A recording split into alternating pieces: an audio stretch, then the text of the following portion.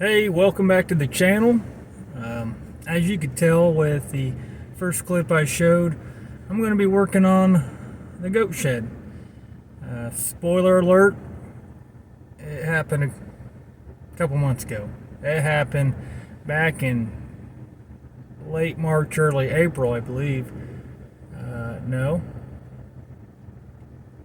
late February, early March, right before the goats kidded out, and yeah, but I got it flipped over back then. I filmed a little bit of it. I installed some ground anchors, but there were some repairs that need to be made to the shed, so I'm going to be making them repairs to the shed, show you the video of flipping it over, and showing you some of the damage that occurred when it happened. So before I do that, I'm going to try to kill a couple birds with one stone. I just got done going to the landfill for the day. I'm going to unhook the trailer, kick out the water tank in the back of my truck, and go load up some hay. That way I can fill up the goat barn with hay and make some repairs to it. So yeah, that's what I'm going to be doing.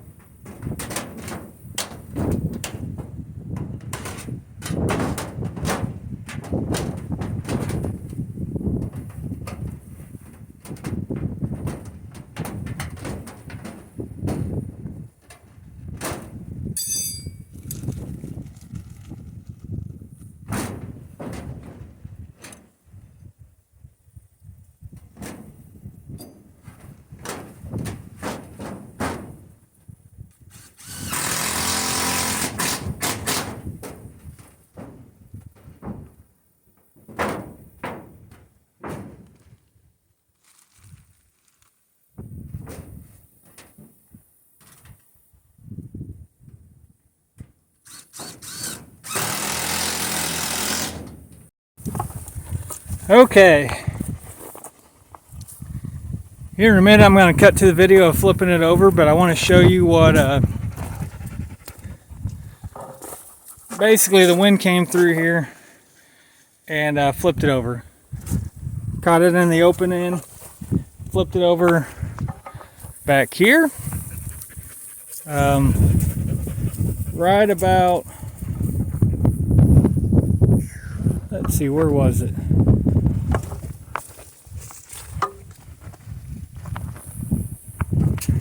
right here, I believe. Yep. Right here, I had this post in the ground, and it is amazing how well that post stayed anchored, because the post didn't come out of the ground. It just bent, and you can't really tell by looking at it, but it is filled with concrete. Filled with concrete, anchored. There's only about 4 inches of soil here. The rest is fractured rock. So that's just how I put my post in. I dug down as much as I could, drove a T-post down, drilled some holes in the bedrock, tied it with rebar, filled up the remainder of the hole with concrete, slid my pipe over the T-post, filled it up with concrete. Believe it or not, it's a very solid post. And you can tell it was solid because it bent, it just didn't lay over. The pole or the post bent. And it was right here. It was right here. And this part of the roof caught it, tipped the shed over. Actually, I think it's what helped flip the shed over on its roof. Had to cut the fence to get the skid steers through, and then we just kind of stitched it back together. It's amazing the goats haven't got their way through that, but these goats are pretty respectful of fences. So as we was flipping it over, there's a knot in this 4x6. That knot gave up the ghost and it cracked, so we stitched together with some 2x4s.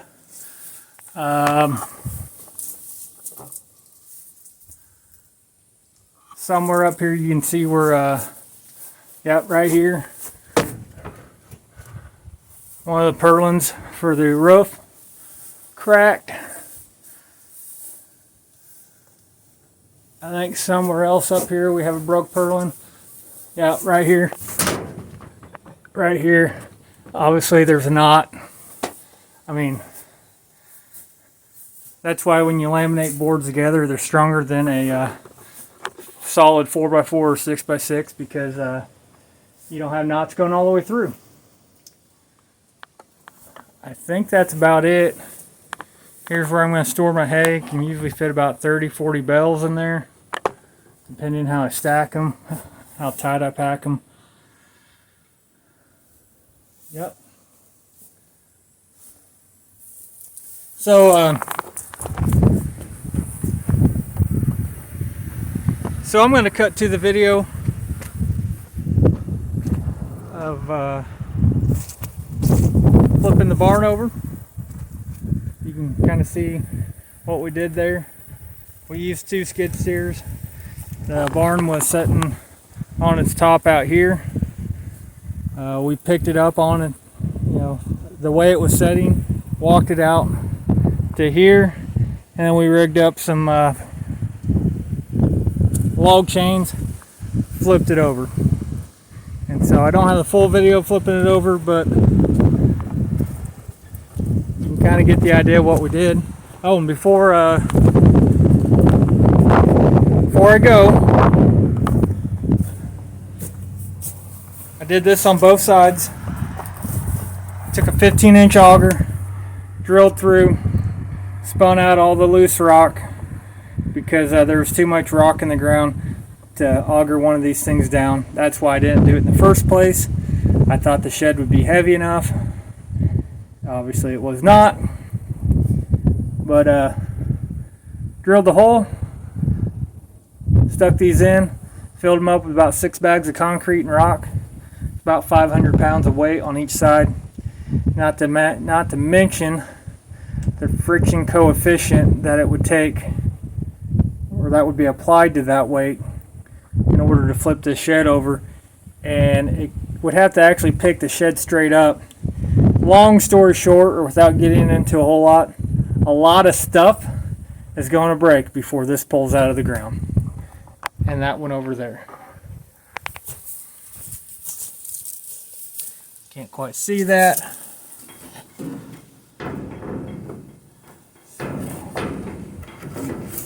I didn't put 2 on the back because it's just not going to flip over that way. It's not open-ended on the back. If it's going to flip over, the wind's going to be coming from the south, and it's going to flip over the way it flipped over before. So really, I only need 2 anchors up front. Could you put 4 anchors? Could you put 8 anchors? Yeah, you could do all that, and it would help. But 2 is all that really needs. A lot of stuff is going to break before them 2 pull out of the ground.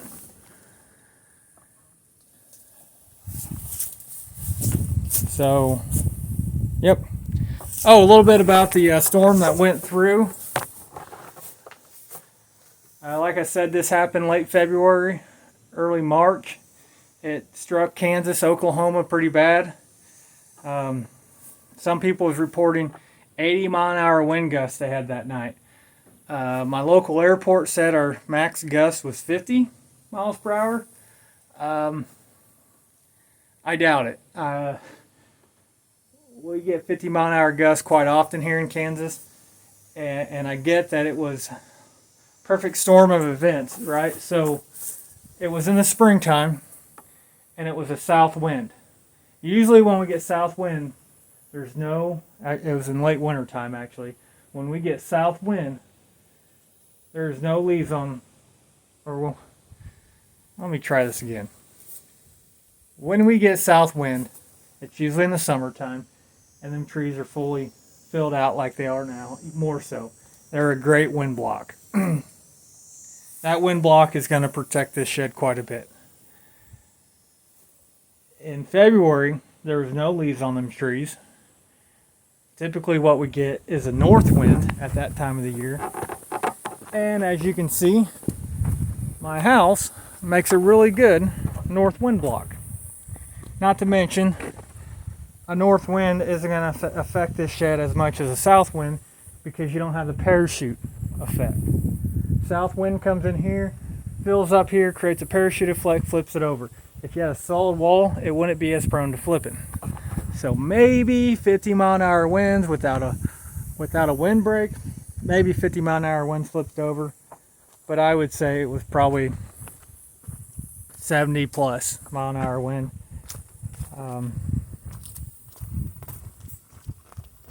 But who knows? All I know is it flipped over. Probably not going to flip over again. I am probably at one point going to rip off this aluminum trailer house siding and put on regular 29 gauge metal. This metal is $1 a sheet. I picked it up from a guy. He's a salvage guy. Paid $1 a sheet for it. It was cheap. But it's basically aluminum foil siding. I mean, it is thin. It'll pull right through them screws, as you can see. A lot of them really needs a bigger washer for that thin of metal. Back in the day, it was put on with nails, I think. Put on with nails. So I'm rambling here. I don't know what else to say. It was a mess. This thing flipped over about a week before my goats were due to kid, and I scrambled to get this thing flipped back over and a shelter for my goats. So there it is. This is, once again, I didn't say it, this is a salvage shed, mostly built out of reclaimed material. I will probably upgrade it in the future, so I'm not too worried about the broken boards and all that. One of these days it's just going to fall apart and I'll build a new one. So, I'm going to unload the hay. I noticed I got a goat that's looking pretty warmy. She's looking pretty thin. I'm probably going to give her some warm medicine. This video is getting really long, so I'm not going to show you any of that. I'm not even going to show you unloading the hay. You don't want to see that. Let's just go to me flipping over the shed, and I'll leave you at that. Hey, if you're not already, and you're probably not because I got 14 subscribers, like, subscribe, comment, do all that. Even if you just want to troll me, hey, I'll take it. I'm going to put out some more videos in the future.